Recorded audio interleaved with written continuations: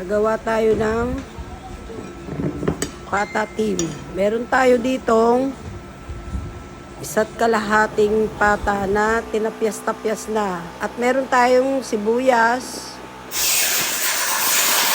Meron din tayong bulaklak ng saging. Yan ang mga ating panahog. Meron din tayong Sprite. Yan ang sasabaw natin. Meron ding laurel at paminta.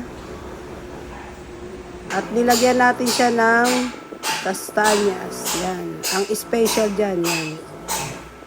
Nagbalat kami ng kastanyas at toyo. Yan ang ating mga sahog. At meron din tayong bawang. Hindi mawawala ang bawang. Ayan, ang ating mga panahog. Meron ding kaunting suka. Ang tanggal ng lansa. Ayan. Simulan na natin maggisa.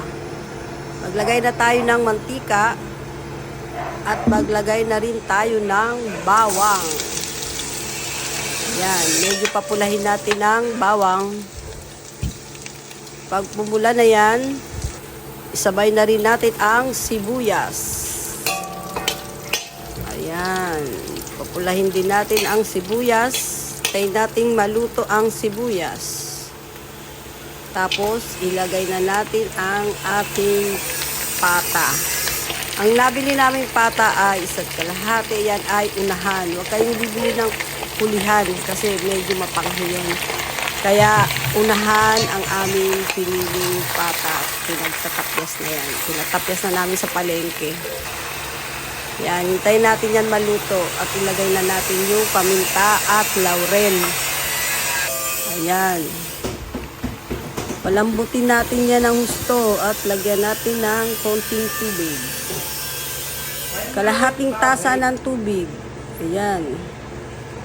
Hayaan muna natin siyang lumambot. Lumambot ng lumambot. Pag malambot na yan, ayan. Sa Facebook.